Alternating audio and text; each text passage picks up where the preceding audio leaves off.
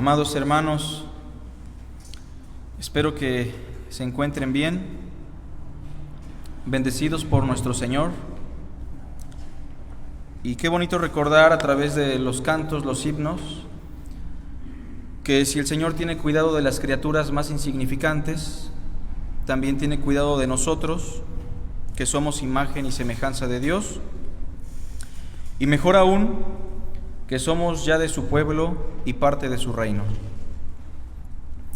Como saben, estamos meditando sobre asuntos escatológicos. Mateo capítulo 24 ha sido nuestro punto de partida para este curso.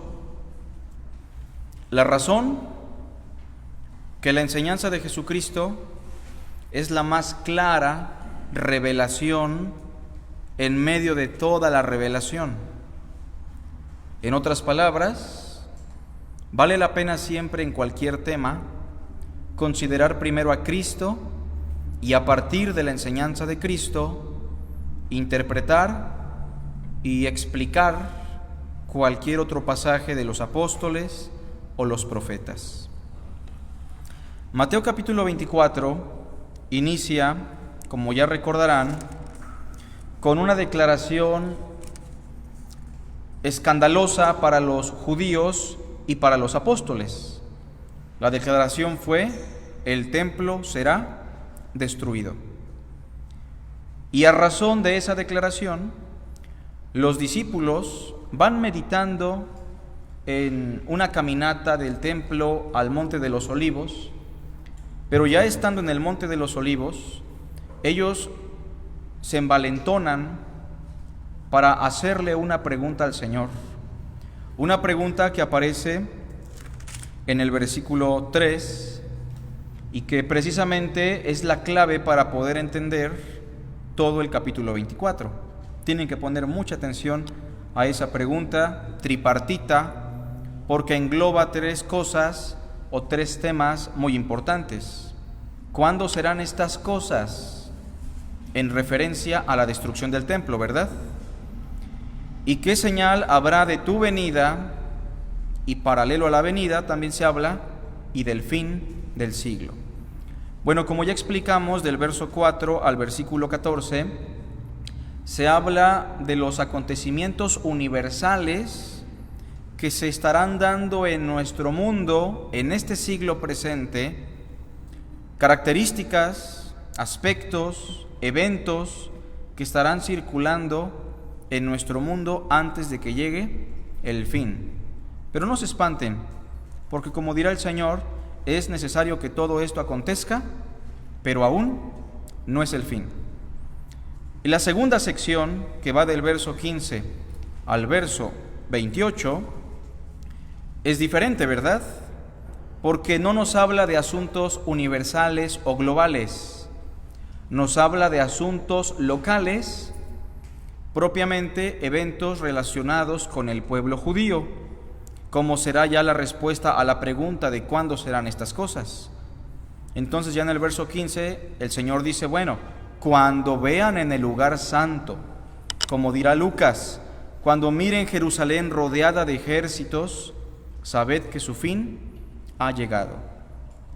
La destrucción del templo en el año 70 desata una serie de eventos para el pueblo judío, como será su diáspora, o sea, su dispersión por todo el mundo, y también el cumplimiento de lo que los profetas dijeron sobre Israel, que Israel iba a sufrir una gran angustia o una gran tribulación, cual ningún otro pueblo en la historia del mundo ha experimentado.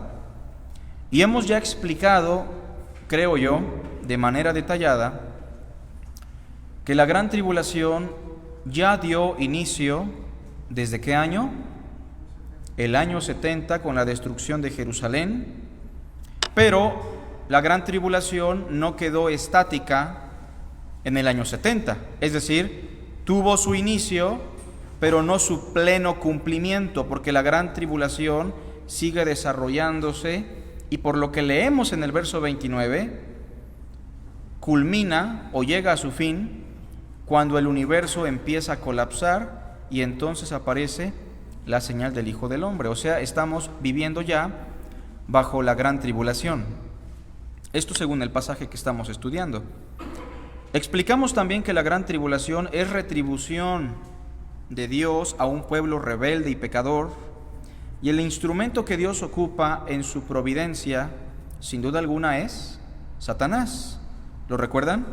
Lo examinamos en Apocalipsis 2, el gran dragón que está parado frente a la mujer a fin de devorar a su hijo, el Mesías, pero como no pudo, la empezó a perseguir. Sin embargo, en la gran tribulación habrá gente redimida, ¿o no? Gente judía salva, pero también como nación, por causa de los escogidos, Dios le va a sustentar a su pueblo Israel, en este caso, si quisiéramos llamarle así, por causa de los escogidos, por un tiempo, tiempos y la mitad de un tiempo. ¿Sí recuerdan lo que significa eso? De manera temporal. Y hoy nos acercamos a la parte más importante de nuestro capítulo, que tiene que ver con el día del Señor. Por eso la lección de hoy se va a titular La señal del Hijo del Hombre. Vean por favor el verso 29 y vamos a dar lectura hasta el verso 31. E inmediatamente después de la tribulación de aquellos días, el sol se oscurecerá y la luna no dará su resplandor y las estrellas caerán del cielo y las potencias de los cielos serán conmovidas. Les hago una pregunta, hermanos. ¿Cuál es la señal que nos indica que la gran tribulación llegó a su fin? ¿Cuál es el evento que nos indica que la gran tribulación ha concluido, según el verso 29? La destrucción del universo. ¿Se dan cuenta? O sea, cuando usted mire que el sol, la luna y las estrellas ya no cumplen con su función y que el universo está colapsando, usted debe entender dos cosas. La primera, que la gran tribulación se ha terminado. Y la segunda cosa que usted debe considerar, si mira que el universo se está colapsando ya, que sería algo terrible, porque ha llegado su fin, usted debe considerar también lo que dice el verso 30. En ese momento, o entonces, ¿qué dice? Aparecerá la señal del Hijo del Hombre. ¿Se acuerdan de la pregunta? ¿Y qué señal habrá de tu venida? La pregunta no fue, ¿qué señales habrá previo a tu venida? ¿Verdad que no es la pregunta? La pregunta es, ¿qué señal habrá cuando tú vengas? ¿Cómo sabremos que eres tú cuando vengas? Bueno, el Señor dice, pues estén atentos, porque instantes previos a mi aparición, el universo estará colapsando por completo. La luna, el sol, las estrellas caerán sobre el planeta y las potencias de los cielos serán conmovidas. En ese momento, dice el verso 30, lamentarán todas las tribus de la tierra y verán al Hijo del Hombre, lo cual nos da la respuesta a la pregunta de ¿cuál es la señal de su venida? Y yo les pregunto, ¿cuál es la señal de su venida?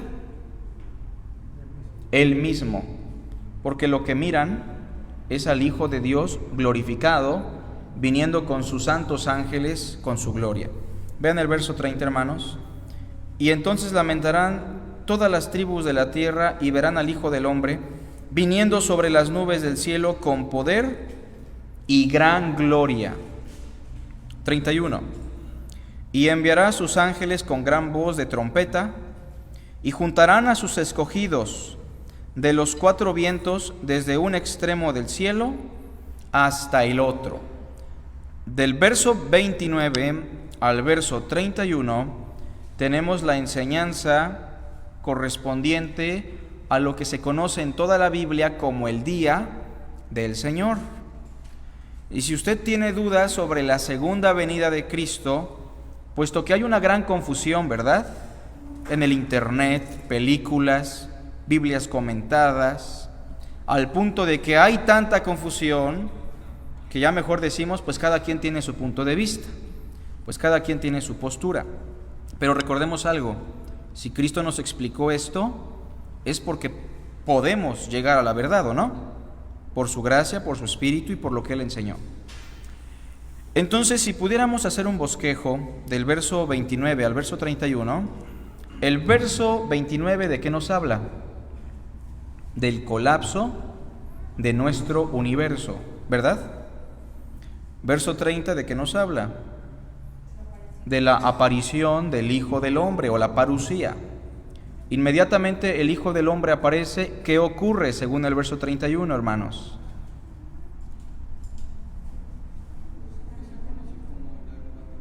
Pues ahí le llama, juntará a sus escogidos, el levantamiento de los santos, ¿verdad? Ahí está implícita la resurrección de los muertos y también está implícita la enseñanza del arrebatamiento. Pero consideren que en ese orden, y recordando las palabras del verso 29, ¿cómo inicia? Después de la tribulación de aquellos días.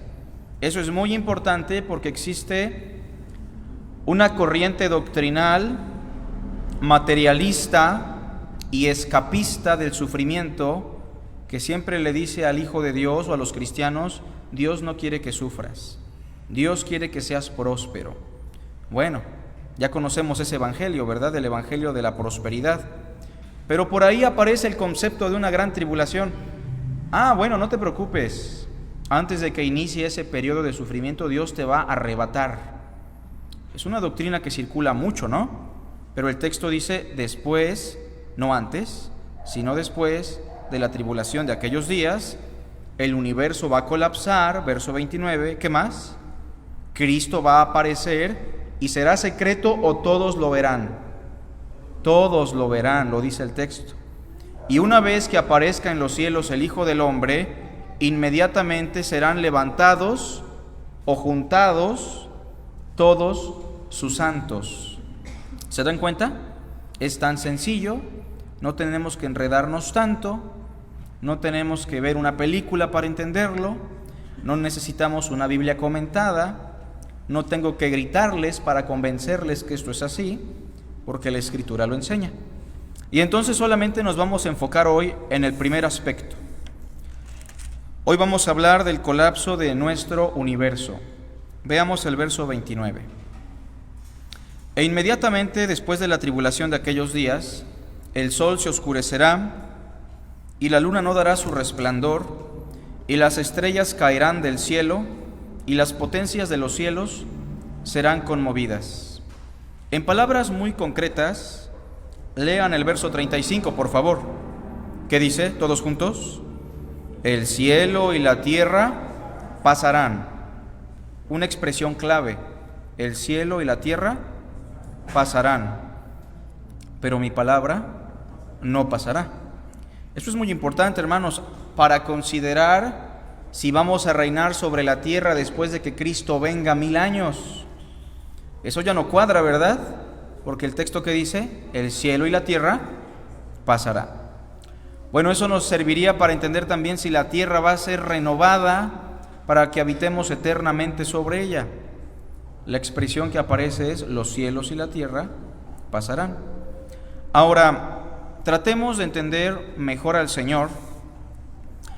Y vamos a leer Lucas capítulo 21, por favor.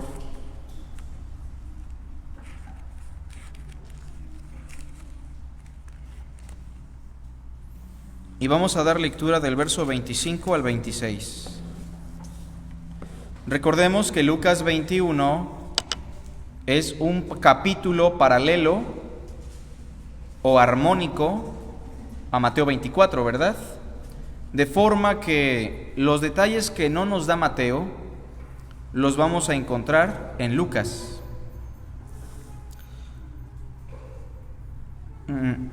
Quisiera mencionar, hermanos, que este pasaje en particular nos brinda mucha luz. Leamos, por favor, del verso 25 en adelante. ¿Lo tenemos todos? Dice, entonces habrá señales en el sol y en la luna, ¿verdad? Y en las estrellas. ¿Es lo que dice Mateo o no? Es lo mismo, ¿no? Con otras palabras, pero es lo mismo. Y en la tierra, ¿qué habrá? Angustia de las gentes. Gentes que estarán confundidas a causa del bramido del mar y de las olas. O sea, si hablamos del colapso del universo y pudiéramos imaginarnos ese día, no solamente se están dando terremotos por doquier, sino también maremotos, de tal forma que la gente está espantada y confundida, porque no es un terremoto en Japón o en México, es un terremoto universal en este sentido. Se está colapsando nuestro planeta de manera universal, las aguas se salen de su lugar y la gente confundida y angustiada no sabe qué pasa. Están desfalleciendo, como dice el verso 26, vean bien, desfalleciendo los hombres por el temor y la expectación de las cosas que sobrevendrán en la tierra. ¿Por qué, hermanos? Porque las potencias de los cielos serán conmovidas. Estamos hablando del fin del siglo, estamos hablando del fin del universo como lo conocemos, estamos hablando del colapso de nuestro universo físico. Y obviamente será un día de espanto, como dicen los profetas, el día espantoso y terrible.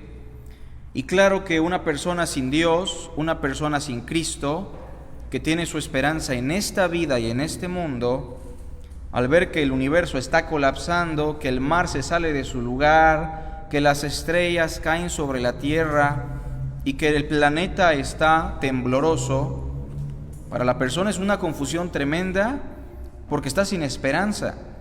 Para la persona es un día de terror, de angustia, de espanto.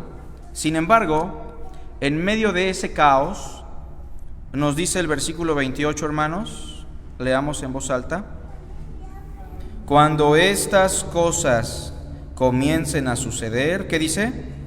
Erguíos y levantad vuestra cabeza, porque vuestra redención está cerca. Se le llama el día espantoso y terrible, pero también se le llama el día glorioso, porque usted y yo no debemos estar espantados en ese día. Si es que llegamos a ese día, debemos estar contentos, como dice el texto. Tenemos que levantar nuestra cabeza porque nuestra redención, o sea, nuestra salvación de manera plena, ha llegado. Es el día de nuestra glorificación con Cristo y debemos estar gozosos. De eso entonces debe usted concluir que usted no puede vivir espantado si es hijo de Dios, pensando en que va a llegar ese día, porque Dios no nos ha puesto para ira, sino para salvación. Pero de que será un día espantoso, estrepitoso, espectacular, algo nunca antes visto, lo será. Y entonces para la persona sin Cristo esto debe ser terror, no solamente por la destrucción del mundo, sino por la consumación de su condenación, porque será el punto de quiebre en el cual la persona sin Cristo empezará a experimentar una existencia sin la presencia de Dios plenamente. Ahora me gustaría, hermanos, entonces, ya explicando esto, en primer lugar, buscar su explicación o su trasfondo en el Antiguo Testamento. Entonces vamos al Antiguo Testamento, en Isaías capítulo 13, donde Cristo toma su fuente para dar esta explicación. Isaías 13,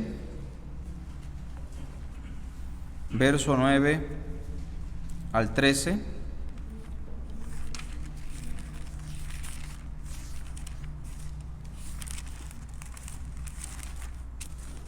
Me gustaría preguntarles, hermanos, cuando Dios creó el mundo y cuando los primeros libros o los primeros hombres redimidos que obtuvieron revelación de Dios pensaron sobre el mundo y sobre el universo físico, ¿se nos dio información ¿O se les dio información a ellos sobre el fin de este mundo? Por ejemplo, en la ley de Moisés usted podrá encontrar algo referente al colapso del universo, al fin de este mundo. Que recuerden un pasaje, hermanos, ¿verdad que no? Porque ya es con David y con los profetas que la idea de un mundo destruido, aniquilado, se convierte en una realidad. Pero antes de eso, es muy probable que el pensamiento judío fuese: el mundo va a ser para siempre. Pero ya por la carta a los Hebreos y por el pensamiento de toda la Biblia sabemos que este mundo es una mera sombra, una realidad temporal, una sombra o una figura del mundo celestial. Cristo le llamó a este siglo el presente siglo y al futuro le llamó el siglo venidero. Bien, demos lectura a Isaías 13, del verso 9 al 13, si alguien me hace favor en voz alta.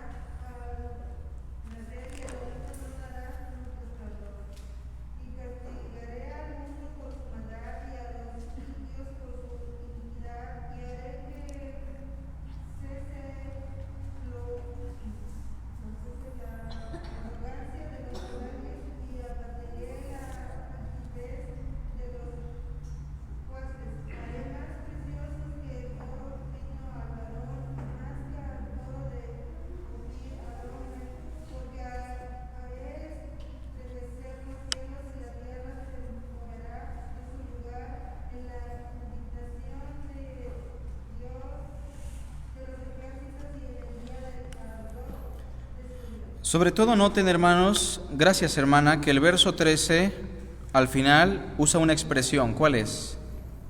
En el día del ardor de su ira. Y explica este día, en primer lugar, como un día de destrucción cósmica. Lo dice desde el verso 9, ¿no?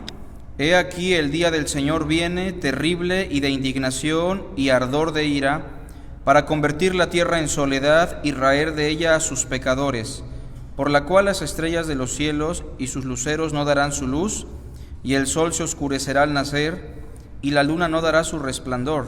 La pregunta es, mis hermanos, ¿lo que Cristo dijo, lo dijo por sí mismo o lo dijo con sustento bíblico? O sea, Cristo está pensando en las escrituras del Antiguo Testamento, que el universo va a colapsar. También por ahí tenemos un salmo. Busquen el Salmo 102, por favor, del verso 25 en adelante.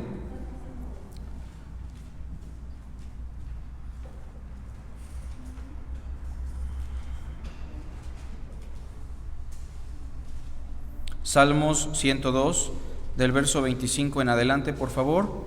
Le voy a dar lectura. Por favor, síganme con su vista. Desde el principio tú fundaste la tierra. Ya el salmista nos va a dar una noción del origen y el fin de nuestro universo. Dice así, hermanos: desde el principio tú fundaste la tierra y los cielos son obra de tus manos. ¿Qué dice? Ellos perecerán. Pregunta, según el Salmo, ¿qué pasará con el universo? Va a perecer. Mas tú permanecerás, y todos ellos como una vestidura se envejecerán, como un vestido los mudarás y serán mudados, pero tú eres el mismo y tus años no se acabarán. Bueno, noten entonces que ya en el Antiguo Testamento tenemos una infinidad, solo estoy citando 2 pasajes, pero el Antiguo Testamento habla muchísimo sobre lo que es el colapso del universo, y tenemos que pensar esto también de alguna manera con la experiencia de la realidad actual. El calentamiento global, la contaminación, la corrupción social, la mutación de los alimentos, el envenenar las aguas dulces, las aguas saladas, todo esto está apuntando o está contribuyendo a un punto crítico en el cual el universo ya no va a soportar más, en el cual nuestro universo como lo conocemos va a colapsar, pero eso va a ser providencialmente el mismo día que Cristo aparezca o regrese por segunda vez. Y entonces entendamos que nuestro mundo va a perecer. Y eso es lo primero que ocurre si pudiésemos hablar de una secuencia.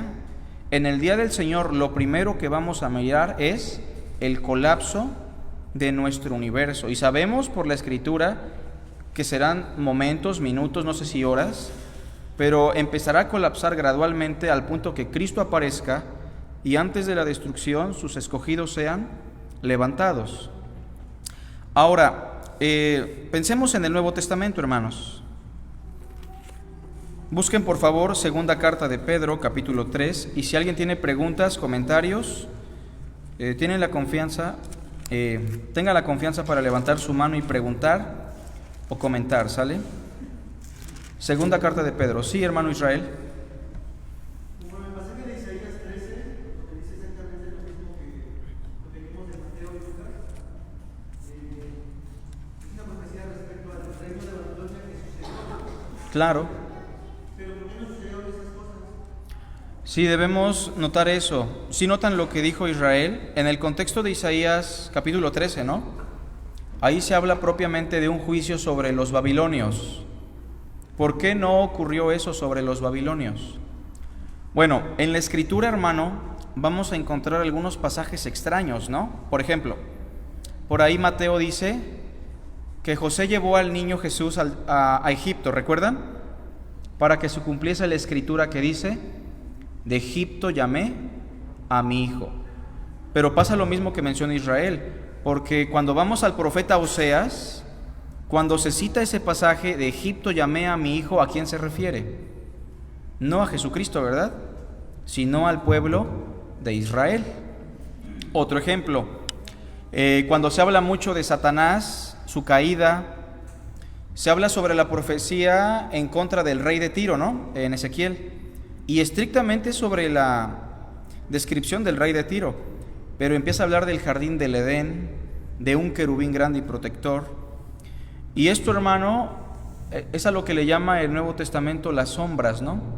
Que el Antiguo Testamento, totalmente con los profetas, funge como una sombra de lo que habría de venir. Entonces, hay pasajes que son complicados y que solo podemos entenderlos a la luz del Nuevo Testamento, ¿no? Ahora, nosotros no podemos interpretar así toda la Biblia del Antiguo Testamento porque así lo encontramos. Los únicos que tuvieron esa autoridad o la inspiración para hacerlo fueron los apóstoles, ¿no? Y en este caso Cristo también. Pero vamos a encontrar así pasajes, hermano, aislados de su contexto, pero que por obra del Espíritu Santo, estos hombres inspirados los van a usar en referencia a algo muy en particular que en apariencia no cuadra con el contexto del Antiguo Testamento, ¿no? Y ya es por eso que, sobre todo Hebreos, hablará de estos pasajes como las sombras, ¿no? Hay muchos pasajes. Este es un ejemplo, el que menciona Israel. Está el de Mateo, que también mencionamos ahorita. Otro pasaje que dice para que la Escritura se cumpliese, puesto que sería llamado Nazareno. ¿Recuerdan ese pasaje también? Y así vamos a encontrar muchos, hermano. Pero ya es el Nuevo Testamento el que nos da la luz o la seguridad para poderlo expresar así, ¿no? Esa sería la respuesta, hermano, que yo te puedo brindar. Y la misma pregunta yo me la hago con muchos pasajes, ¿no? Bien, vamos a la segunda de Pedro 3.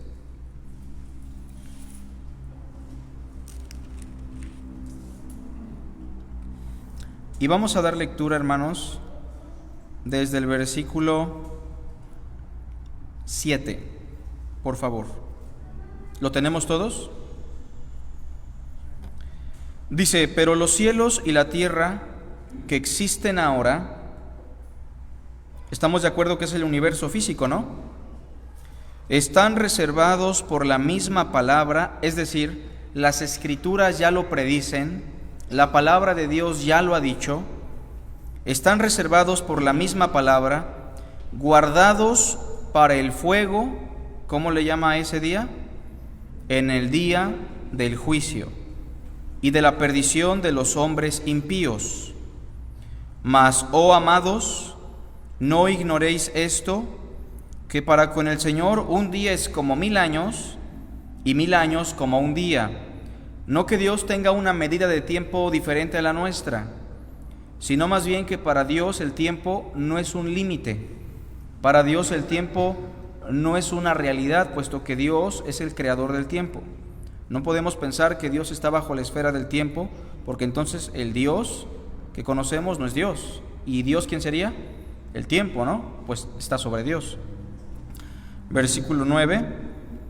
El Señor no retarda su promesa, según algunos la tienen por tardanza, sino que es paciente para con nosotros, no queriendo que ninguno perezca, sino que todos procedan al arrepentimiento. Y aquí explica lo que sigue, verso 10. Pero el día del Señor, ¿cómo le llamó en el verso 7? Día del juicio. Pero aquí le llama el día del Señor. Esto es importante porque estamos en el mismo contexto. No son dos eventos diferentes, es el mismo evento con diferentes nombres. Pero el día del Señor vendrá como ladrón en la noche, en el cual los cielos pasarán con gran estruendo, y los elementos ardiendo serán deshechos, y la tierra y las obras que en ella hay serán quemadas. Entonces la pregunta es, mis hermanos, ¿se da pie a una renovación del universo? Para nada. Es complicado sostener esto, ¿no? ¿Se da pie a un reinado milenial? Tampoco. Cuando Cristo venga, este universo dejará de ser, los cielos y la tierra pasarán. Ahora pensemos en los elementos que menciona el verso 10. Los elementos ardiendo serán desmenuzados o deshechos. La química no estaba muy avanzada para aquella época, ¿verdad? Para las personas de la época, los elementos que existían eran 4. ¿Cuáles son?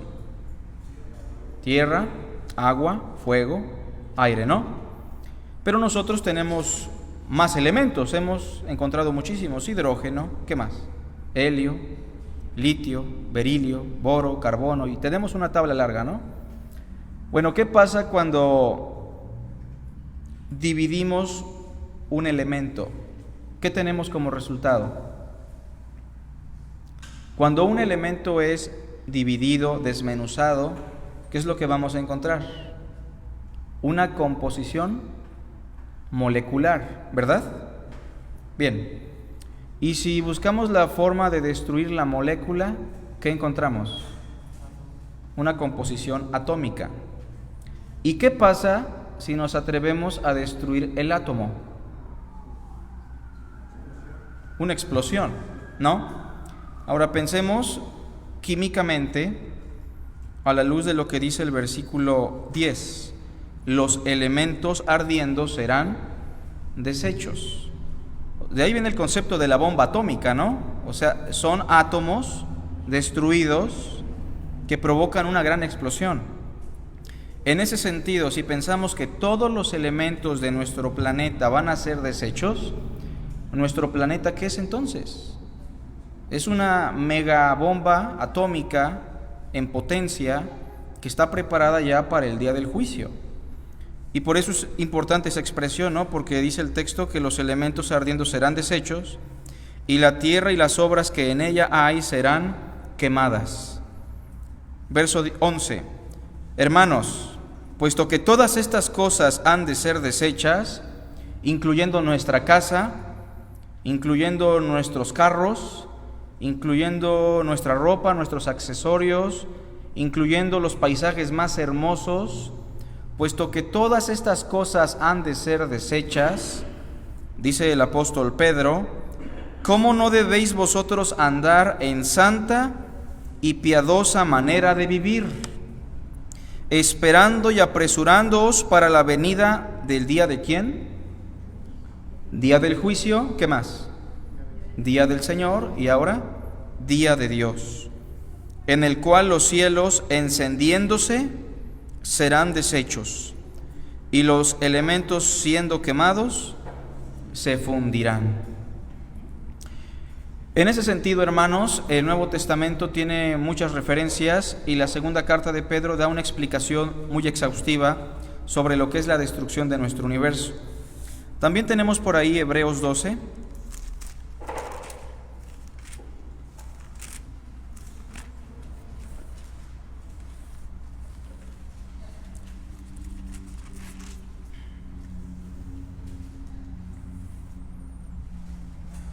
Y vamos a dar lectura del verso 25. Como dice Israel, pues hay pasajes complicados, ¿no? Pasajes muy complicados porque en el Nuevo Testamento se utilizan, y cuando examinamos el Antiguo Testamento, su contexto no es muy cuerdo, no es muy coherente, y tenemos muchos casos, ¿no?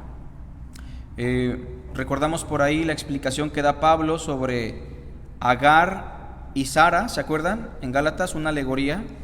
Es una forma muy extraña que está dando Pablo sobre la experiencia de Abraham con sus mujeres. Y aquí tenemos algo muy similar, pero recordemos algo, hermanos. Nuestro mundo es meramente una sombra de los bienes venideros. Y pensemos en una sombra. Si pudiéramos reflejar en esa pantalla blanca una mano, la sombra de la mano, ¿nos da la figura o no?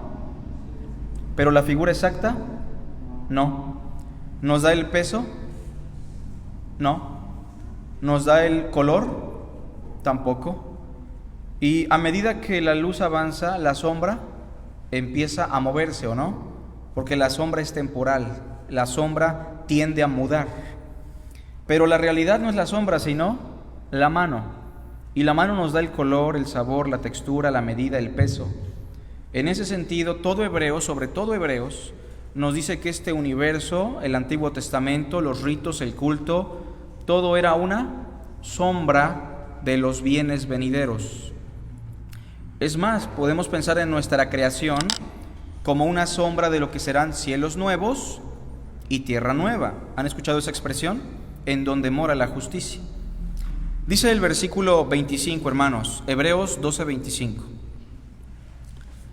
Mirad que no desechéis al que habla, porque si no escaparon aquellos que desecharon al que los amonestaba en la tierra. ¿Quién amonestaba a los judíos desde la tierra?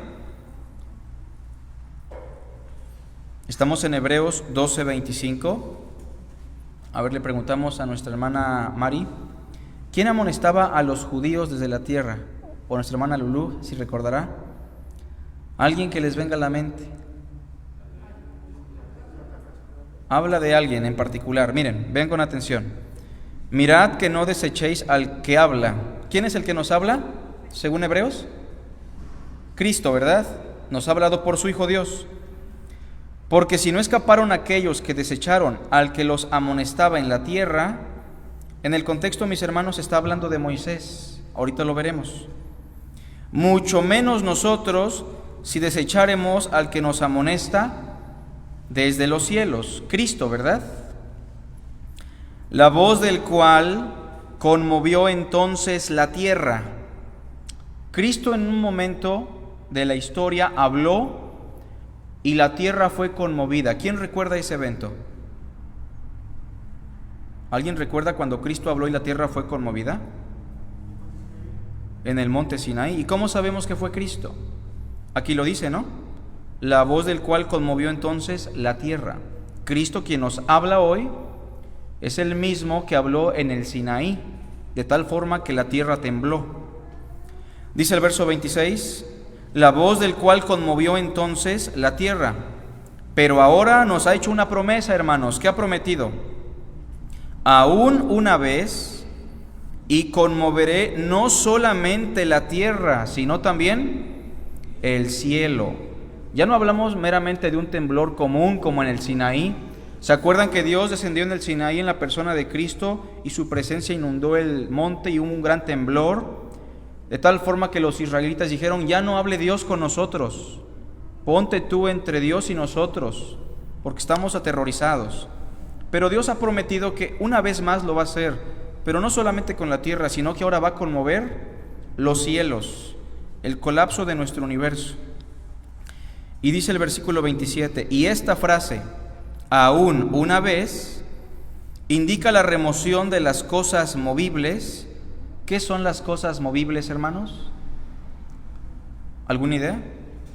¿Qué son las cosas movibles? Las cosas que cambian. Tengo 28 años. ¿En 10 años voy a estar igual? Y si alguien tiene el privilegio de verme en 30 años, y si es que llego físicamente, ¿será el mismo? No. Todo lo que es mutable va a ser removido. Por eso nuestro cuerpo va a ser glorificado también. Pero dice el versículo 27, indica la remoción de las cosas movibles, el universo físico, como cosas hechas para que queden las inconmovibles. Y entonces el temblor del monte Sinaí fungió como una sombra de lo que será el colapso de nuestro universo por la voz de Cristo en su día. Ahora, en la literatura apocalíptica, si van conmigo, vamos a Apocalipsis, encontramos algunas descripciones sobre este día. Solamente vamos a dar lectura y vamos comentando. En Apocalipsis tenemos una serie de sellos, después tenemos una serie de trompetas y después una serie de copas, ¿no? Recordemos que no son una cronología. Los sellos, trompetas y copas nos explican lo mismo, lo que estará ocurriendo en nuestro universo antes de que llegue el día del Señor. Ahora, voy a dar un dato curioso. Por lo regular, o más bien, hay que ser muy claros, siempre el séptimo sello, la séptima trompeta y la séptima copa son el símbolo del día del Señor. O sea, en el número 7 que acabo de mencionar, ya sea sello, trompeta o copa, se simboliza la segunda venida de Cristo. Veamos con atención el capítulo 6, verso 1 en adelante. Dice: vi cuando el Cordero abrió uno de los sellos, y oí a uno de los 4 seres vivientes decir como con voz de trueno: ven y mira. Y miré, y he aquí un caballo blanco, y el que lo montaba tenía un arco, y le fue dada una corona y salió venciendo para vencer. ¿Qué color se nos menciona? Blanco. ¿Símbolo de qué? Pensemos en una corona, pensemos en un arco, pensemos en un jinete montando un caballo que salió venciendo para vencer, sin duda alguna. El símbolo del blanco es el símbolo de la victoria, y me atrevo a decir que es la victoria del Imperio Romano, porque esta victoria desencadena otras cosas que no son gratas, ¿verdad? Son cosas espantosas. Versículo 3: cuando abrió el segundo sello, oí al segundo ser viviente que decía: ven y mira. Y salió otro caballo bermejo, y al que lo montaba le fue dado poder para quitar de la tierra la paz, y que se matasen unos a otros, y se le dio una gran espada. ¿Qué color nos da ahora? El rojo, ¿no? Creo que traduce como rojo en otras Biblias. Características simbólicas de este color y de este jinete. Bueno, hay un caballo también. Se menciona que se quitó la paz de la tierra y se le dio una gran espada, y se matan unos a otros. El color rojo como símbolo ¿de qué, mis hermanos? De la guerra. ¿Lo notan? Nuestro universo no solamente, nuestro mundo no solamente será dominado por tiranos que siempre tendrán la victoria, sino que nuestro mundo se va a caracterizar por guerras, y como dijo Cristo, y rumores de guerras. No se turben porque aún no es el fin. Verso 5: cuando abrió el tercer sello, oí al tercer ser viviente que decía: ven y mira. Y miré, y he aquí un caballo, y el color ahora ¿cuál es? Negro. Y el que lo montaba tenía una balanza en la mano. Ya pensamos en la balanza como algo que tiene que ver con el equilibrio, la escasez, probablemente incluso algo que está racionado. ¿Perdón? Vamos a ver, verso 6. Y oí una voz de en medio de los 4 seres vivientes que decía: 2 libras de trigo por 1 denario, tan caro, como si nos dijeran 2 kilos de frijol por 500 pesos, ¿no? Es mucho. Y 6 libras de cebada por 1 denario, pero no dañes el aceite ni el vino, que es lo básico, ¿no? Para el judío. ¿Qué simboliza el color negro, mis hermanos? La hambruna, ¿no? Y el Señor también dijo: y habrá hambres, ¿no? Entonces estamos ya pensando esto a la luz de lo que Cristo dijo. Esto sería el equivalente a lo que vimos en la primera sección, las características del fin del siglo, ¿verdad? Después tenemos el versículo 7. Cuando abrió el 4º sello, oí la voz del 4º ser viviente que decía: ven y mira. Miré, y he aquí un caballo amarillo. Ahora viene el amarillo, hermanos. Recuerden, los colores son conceptos que se tratan de transmitir. Y el que lo montaba tenía por nombre Muerte, y el Hades le seguía. Quienes van a hermenéutica recordarán que el Hades es el equivalente al Seol, y recordarán que en la poesía hebrea el Seol se define como la muerte. Por eso aquí se dice muerte y enseguida el Hades le seguía. ¿Qué es el Hades? La muerte. Y le fue dada potestad sobre la 4ª parte de la tierra para matar con espada, con hambre, con mortandad y con las fieras de la tierra. ¿Qué simboliza el color amarillo? Mortandad. En la más amplia expresión, ya sea por guerra, ya sea por hambre, ya sea que te atacó un animal y te mató, el color amarillo simboliza la guerra. Perdón, la muerte. Ahora, mis hermanos, vamos a saltar los sellos porque son muchos. Y de repente nos damos cuenta que el 7º sello está hasta el capítulo 8. Busquen el capítulo 8, mis hermanos. ¿Sí notan que el capítulo 7 es un paréntesis? ¿Sí lo notan? El capítulo 7 es como un comercial. A mí me gusta imaginarme el Apocalipsis como una película en televisión abierta, ¿no? De repente estoy viendo la película y ya cuando viene el 7º sello, lo mejor, llega el comercial, ¿no? Y el comercial o el paréntesis o interludio, como se le llama, es el capítulo 7. Y en el capítulo 8 retoma la secuencia. Veamos, por favor. Cuando abrió el 7º sello, se hizo silencio en el cielo como por media hora. O sea, viene algo grande, ¿eh? Viene algo importante por el silencio que se está simbolizando. Y vi a los 7 ángeles que estaban en pie ante Dios y se les dieron 7 trompetas. Otro ángel vino entonces y se paró ante el altar con un incensario de oro y se le dio mucho incienso para añadirlo a las oraciones de todos los santos, sobre el altar de oro que estaba delante del trono. Y de la mano del ángel subió a la presencia de Dios el humo del incienso con las oraciones de los santos. En resumidas cuentas, aquí se está simbolizando cómo las oraciones de los santos llegan ya a la presencia de Dios y Dios les va a responder. ¿Se acuerdan que claman los santos en los sellos, el 5º sello? ¿Hasta cuándo, Señor? ¿Se acuerdan? No vengas de aquellos que nos han asesinado en la tierra. Bueno, el Señor les va a responder. Versículo 4. Y la mano del ángel subió a la presencia de Dios el humo del incienso con las oraciones de los santos. Y el ángel tomó el incensario y lo llenó del fuego del altar y lo arrojó a la tierra. O sea, ahí está la respuesta, ¿no? ¿Y qué hubo, hermanos? ¿Alguien se da cuenta que hubo? Y hubo truenos y voces y relámpagos y ¿qué más? Y un terremoto.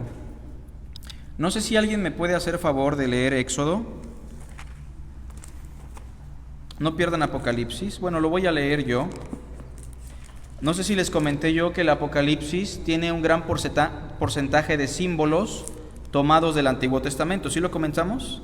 Que sus símbolos son sacados del Antiguo Testamento. Bueno, vean Éxodo 19, por favor. ¿Lo tenemos todos? Versículo 16. Dios descendió al monte. Recuerden, Dios descendió al monte, no corporalmente, pero la presencia de Dios estaba en el mundo, en el Sinaí. Aconteció que al 3er día, cuando vino la mañana, y vinieron, ¿qué? ¿Qué más? Y espesa nube sobre el monte. ¿Son los mismos símbolos? Sí. Dice, sobre el monte y sonido de bocina muy fuerte, y se estremeció todo el pueblo que estaba en el campamento. Y Moisés sacó del campamento al pueblo para recibir, ¿a quién? A Dios. Y se detuvieron al pie del monte. Todo el monte Sinaí humeaba. ¿Hubo fuego? Sí. Porque el Señor había descendido sobre él en fuego, y el humo subía como el humo de un horno, y todo el monte se estremecía en gran manera. Preguntas, ¿hubo relámpagos? ¿Hubo voces fuertes? ¿Hubo un terremoto? ¿Por qué? ¿Qué pasó en ese día, hermanos? Dios descendió a la tierra. Su presencia estuvo en el Sinaí. La séptima trompeta, el séptimo sello, ¿cómo concluye? 8:5 de Apocalipsis. ¿Y hubo qué? Truenos, ¿qué más? Voces, relámpagos y un terremoto. ¿Qué está transmitiéndonos Juan con esa descripción simbólica? ¿El descender de quién? De Dios a la tierra. Podríamos decir, ahí acabó la película, ¿no? Pero la película se repite con otros tintes. El símbolo se repite con otros colores, con otros matices. Veamos las trompetas. Vamos a la séptima trompeta nada más por el tiempo. Lo vamos a estudiar después con detalle. Pero vean, por favor, el capítulo, ahorita les digo, 11. Recuerden, el séptimo sello y la séptima trompeta, ¿en qué se parecen? ¿Alguien? El séptimo sello y la séptima trompeta, ¿en qué se parecen? ¿En qué ambas explican lo mismo? Vean cómo acaba la séptima trompeta, capítulo 11. Vamos a leer el verso 19 nada más. ¿Lo tenemos? Dice, y el templo de Dios fue abierto en el cielo. Piensen en esa descripción simbólica. Y el arca de su pacto se veía en el templo. ¿Qué hubo, hermanos? Relámpagos, ¿qué más? Voces, truenos, un terremoto. ¿Termina igual que el séptimo sello? Porque está describiendo el descender ¿de quién? De Dios, su segunda venida. Ahí terminó otra vez la secuencia. Y si vamos al capítulo 16, por favor, versículo 17, y vemos la séptima copa. Ahora hablamos de las copas. ¿Lo vemos? Apocalipsis 16, verso 17. El séptimo ángel, otra vez el 7, ¿verdad? Me paran cuando encuentren la similitud, ¿sale? Derramó su copa por el aire, y salió una gran voz del templo del cielo del trono diciendo, hecho está. Entonces hubo relámpagos y voces y truenos y un gran temblor de tierra, un terremoto tan grande cual no lo hubo jamás desde que los hombres han estado sobre la tierra. Ahí está, ¿verdad? Estamos hablando de lo mismo, pero en el séptimo sello, en la séptima trompeta y en la séptima copa. Y terminando, hermanos, Apocalipsis nos habla del colapso de nuestro universo en el día del Señor, manifestado en el capítulo 20, versículo 11 también. 20:11 de Apocalipsis.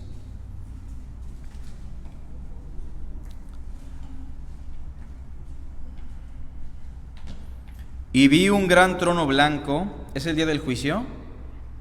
Sí, ¿verdad? Es el día del juicio. Y recuerden una cosa, hermanos, el peor error que pueden hacer al leer Apocalipsis es pensar que es una secuencia histórica, ¿sale? Apocalipsis te explica esto acá y te lo vuelvo a explicar acá y otra vez al final. No es una cronología, ¿se entiende? Aquí estamos en el día del juicio. Juan ve un gran trono blanco y al que estaba sentado en él, de delante del cual huyeron la tierra y el cielo. ¿Y qué pasó con ellos? Y ningún lugar se encontró para ellos. Nuestro universo desaparece en el día del Señor, en el día del juicio. Capítulo 21, verso 1. Vi un cielo nuevo y una tierra nueva. Recuerden que es un lenguaje apocalíptico, sobre todo que sale de Isaías. Estamos hablando de lo mismo cuando Cristo dijo en la casa de mi Padre, ¿o no? No son lugares diferentes. Cielo nuevo y tierra nueva es lo mismo a lo que Cristo dijo o llamó la casa de mi Padre. Pablo le llamó el paraíso, el tercer cielo. Es el mismo lugar, el seno de Abraham, si quieren llamarle así incluso. Porque el primer cielo y la primera tierra pasaron y el mar ya no existía más. Bien, ¿cuál es la implicación de todo esto? ¿O cuál es la aplicación para usted? Usted puede estar muy preocupado por muchas cosas, deudas, sustento, una casa, un terreno, un coche. Está viviendo tal vez bajo esta esfera, colocando sus ojos en lo material y lo temporal. Pedro dice: hermanos, puesto que todas estas cosas han de ser desechas, ¿cómo no debéis vosotros vivir en santa y piadosa manera, esperando el gran día del Señor? Debemos entonces confiar que nuestra morada no está aquí, sino en los cielos, de donde esperamos también a nuestro Señor. Espero que esta reflexión breve les pueda servir de algo. No sé si tengan alguna pregunta, comentario, hermanos. Podemos abonar algo más, ¿no? ¿Sirra? Me queda una duda, a lo mejor lo vas a explicar más adelante, pero si secuencialmente se va a dar así, el colapso del universo, la señal del Señor, y nosotros seremos llevados con Él, ¿en qué momento será juzgado? ¿En qué momento aparecerá ese trono que es como que es de manera figurada? ¿En qué momento serán juzgados las demás personas? Sí, por lo que leeremos después en Mateo 25, el día del juicio está implícito, ¿no? Especialmente está implícito en el momento de levantamiento, ¿no? O sea, el levantamiento de los santos es la misma expresión que encontramos en el día del juicio de venid benditos, ¿se acuerdan? De mi Padre. O sea, en ese momento, y ya no puedo explicar más de eso porque no lo sé, pero en ese mismo evento se da también el juicio a todos los seres humanos, ¿no? Y les pagará conforme a sus obras. Pero Cristo lo menciona en el mismo evento, ya lo veremos en Mateo 25, hermano. ¿Alguien más, hermanos? ¿Alguna pregunta, comentario? ¿Isra? En el paralelo a Lucas que vimos al principio, Sí. la audiencia original eran los discípulos. Claro. Que dice, describe de esta cerca sobre la lección como hablando de manera particular sobre ellos, cómo interpretarlo, aunque nada más no lo comentaste, pero quizás con algún comentario que alguien diga, es que está hablando acerca de este evento hacia ellos que iban a ver, y ellos en realidad no lo vieron. Claro. Bueno, recordemos primero que todos veremos el evento, ¿no? Muertos o vivos. Pero es importante la pregunta de Israel. La audiencia original de Cristo en ese momento eran los discípulos, ¿no? Los apóstoles. Y no llegó ese día para ellos, ¿o sí? Bajo el régimen del tiempo no llegó para ellos. Ellos murieron y no pasó para ellos.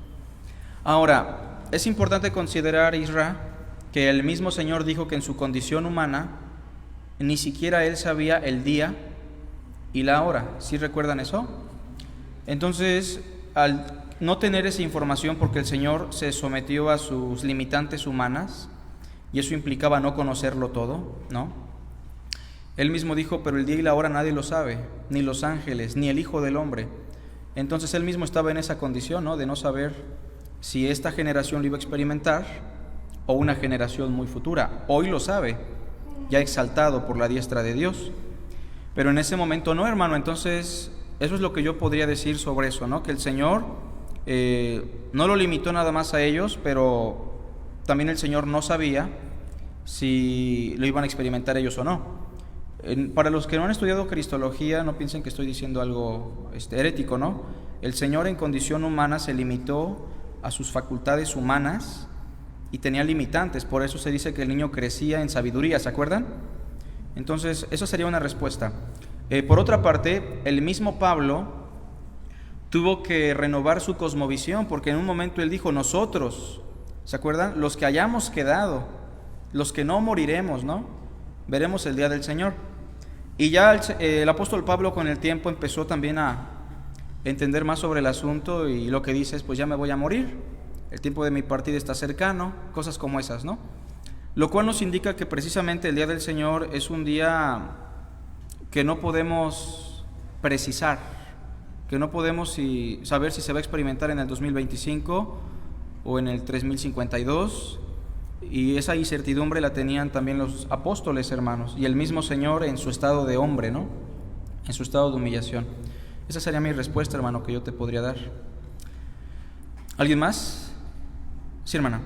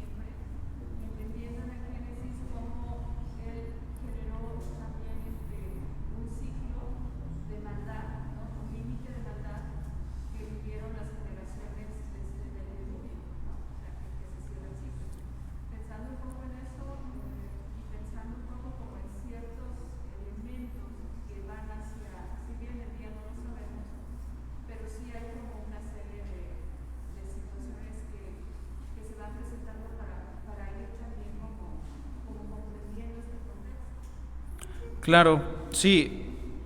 O sea, podemos tener una idea, una vaga idea de que estamos cerca, ¿no? Pero desde la era apostólica la predicación fue: el Señor viene, ¿no? El Señor está cerca. Esa fue la predicación. Ahora el Señor dijo en Mateo 24, versículo 32, de la higuera aprended la parábola. ¿Se acuerdan?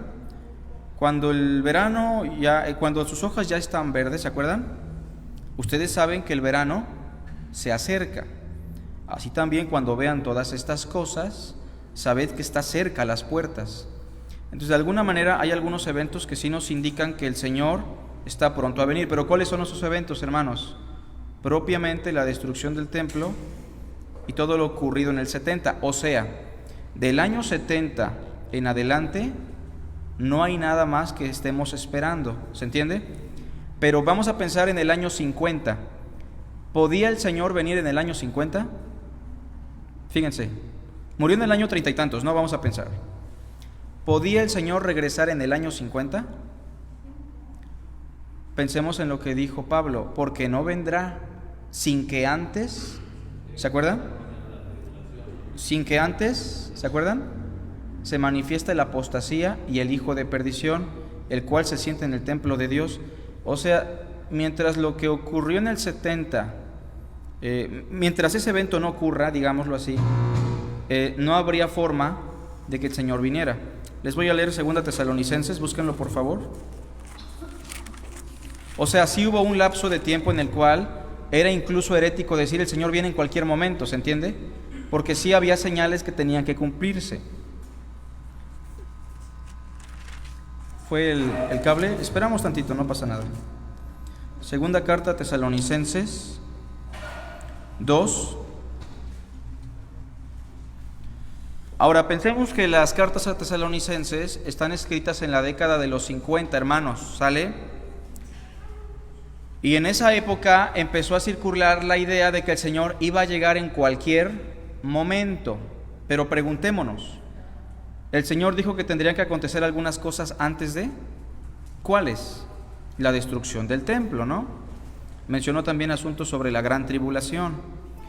Ahora, en el capítulo 2, verso 1 dice: pero con respecto a la venida de nuestro Señor Jesucristo y nuestra reunión con Él, ¿qué es la reunión con Él? Nuestra unión, el levantamiento de los santos. Os rogamos, hermanos, que no os dejéis mover fácilmente de vuestro modo de pensar, ni se conturben por su espíritu, ni por la predicación de alguien, ni por la carta de alguien que esté circulando como si fuera nuestra, en el sentido de que el día del Señor está cerca. 3. Nadie os engañe en ninguna manera, porque no vendrá sin que antes venga la apostasía y se manifieste el hombre de pecado, el hijo de perdición, el cual se opone y se levanta contra todo lo que se llama Dios o es objeto de culto, tanto que se sienta en el templo de Dios como Dios, haciéndose pasar por Dios. Recuerden, estos pasajes los tenemos que interpretar a la luz de lo que Cristo ya explicó. Según este pasaje, ¿el templo estaba vigente todavía? Sí. Y para que Cristo venga en esa época, era necesario que antes se cumpliese algo en el templo, ¿no? Habla de un hombre perverso. Sabemos que fue el general Tito que entró al templo y lo adoraron en el templo como si fuese Dios. Es lo más cercano que tenemos históricamente. Y también tenía que darse una gran apostasía. Y preguntémonos, ¿en tiempos de Pablo había ya una gran apostasía? Miren, había apostasía, pero la gran apostasía realmente ya se dio a finales del siglo I. Ya Judas explica eso, ¿no?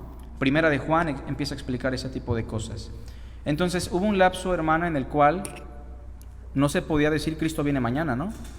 Porque tenía que cumplirse aún lo dicho en el templo, ¿no? La abominación desoladora. Pero una vez que el templo es destruido y que se da la gran apostasía que sabemos que ya se dio, ¿esperamos algo más? ¿O en cualquier momento Cristo puede venir? En cualquier momento. ¿Y cómo sabremos que Cristo vendrá? Lo primero que vamos a ver, ¿qué es, mis hermanos? Según lo que leímos. O sea, nuestro universo empezará a colapsar. O sea, vamos a escuchar de cosas terribles por todas partes. Nuestro universo empezará a ser destruido y en medio de ese caos Cristo va a aparecer, ¿no? Y entonces, pues, ahí está lo que menciona Marianita también. Un buen comentario. ¿Alguien más? ¿Comentarios? ¿Preguntas? Isra, ¿escuchamos? Adelante, hermano. Dicen los científicos que el universo está de tal manera de manera infinita acomodado, el ajuste fino, de tal manera que si se mueve algo todo colapsaría. Entonces, a la idea de Mateo 24 que leímos, el sol se oscurece, el simple hecho de que se oscureza implica que todo el universo, o sea, todo el universo, galaxias, constelaciones, será destruido en ese mismo momento. Sí, claro, o sea,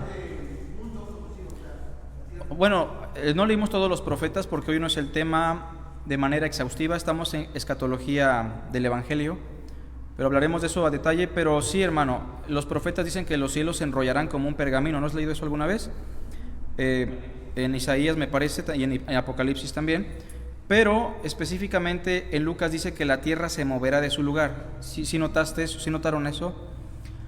Y tiene razón Israel, y tienen razón los científicos. Nuestro universo está diseñado de una forma tan perfecta y tan estructurada que si algo esencial se sale de su orden, todo lo demás empieza a destruirse, ¿no?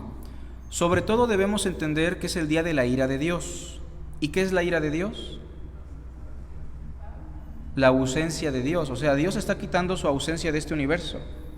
Y al quitar su ausencia o al brindarles el orden, simplemente Dios, al quitar su mano del universo, el universo empieza a colapsar, ¿no?